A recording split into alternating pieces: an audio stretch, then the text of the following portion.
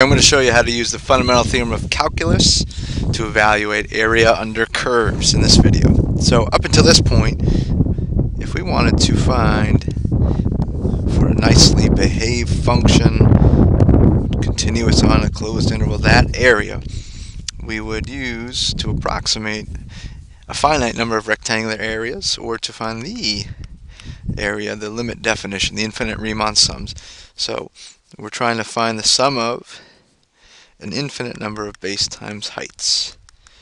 Okay, however, that process becomes a little bit tricky. That's a limit definition, the infinite Riemann sums, and we can find that area in another way. But the first thing we need to do is cover a little notation. So we can also express that area as what's called a definite integral. And here's a notation for a definite integral. That's integral sign from a to b. Under that function f of x, and that dx is kind of like a placeholder with respect to x.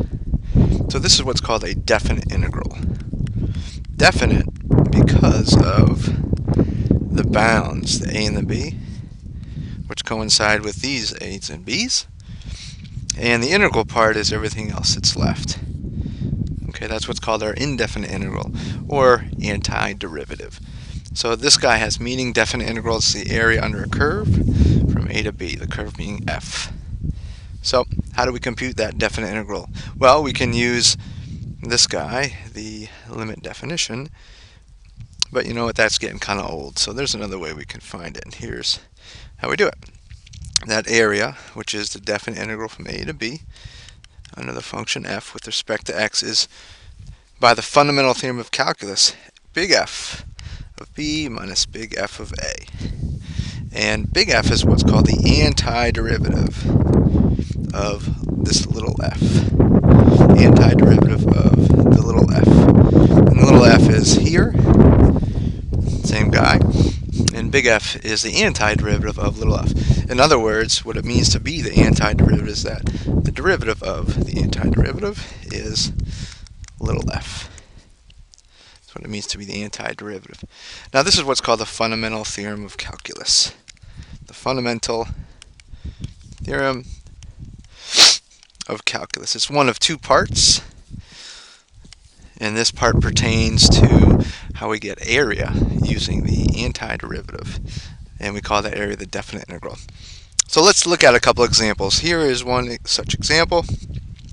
I have 2x squared plus 3x plus 1 from 0 to 1, and that's a two rectangle, two partition approximation. I don't want approximations anymore. And so it looks like we should get something about 3.16, 3.17-ish. That's with 200 rectangles. Again, thanks to the folks at St. Louis University for this great applet. So let's figure out if indeed we can get that same answer using the fundamental theorem of calculus. So here's what I'm trying to evaluate. The definite integral from 0 to 1 underneath the curve 2x squared plus 3x plus 1 dx. Okay, these guys are your bounds, your upper lower bound. Here's the function. This guy should call the integrand, the function which we're integrating. And in order to do so, we have to find the antiderivative, the indefinite integral.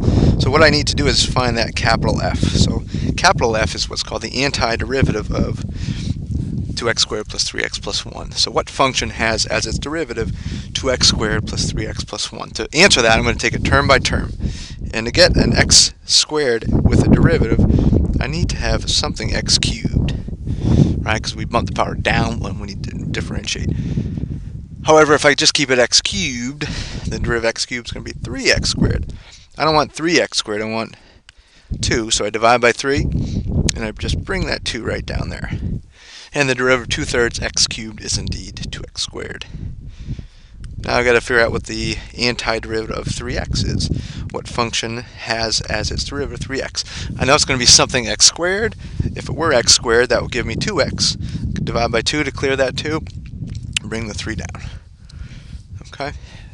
Antiderivative of 1 is x, because the derivative of x is 1 with respect to x. So the fundamental theorem of calculus is, once you got that antiderivative, and here is the antiderivative of 2x squared plus 3x plus 1, all I do is plug in my upper bound minus my lower bound. So I'm going to plug in a 1 to get 2/3 plus 3/2 plus 1, minus, when I plug in a 0, I just get 0 for everything. So therefore, the definite integral 0 to 1 of 2x squared plus 3x plus 1, which is the same as the area underneath the 2x squared plus 3x plus 1 curve from 0 to 1, is going to be 2/3 plus 3/2 plus 1 in sixths. That's 4/6 plus 9/6, that's 13/6, plus another 6/6, that's 19/6, and that's 3 and 1/6, which is what we got when we looked at the applet. Okay, here's a second example using the fundamental theorem of calculus.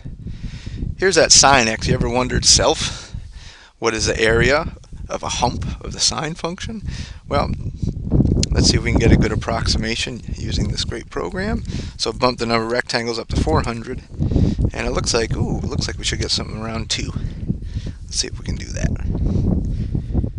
So what I'm trying to evaluate is the definite integral from 0 to pi underneath the sine curve. And now I have to find the antiderivative of sine. So what function has as its derivative sine? Well, remember, the derivative of cosine is negative signs. I don't want negative sign, I want positive. So I have to throw in an extra negative sign there. I'm evaluating that from 0 to pi. The derivative of negative cosine is indeed sine. Negative cosine is indeed the antiderivative sine because of that. And now I'm just going to plug in a pi minus the antiderivative at 0. And cosine of pi is -1, but with that negative sign out front it becomes +1. -1, bam, there's my 2. Thus confirms that's a sine function, 0 to pi. And that area is indeed 2. There's a fundamental theorem of calculus. Enjoy.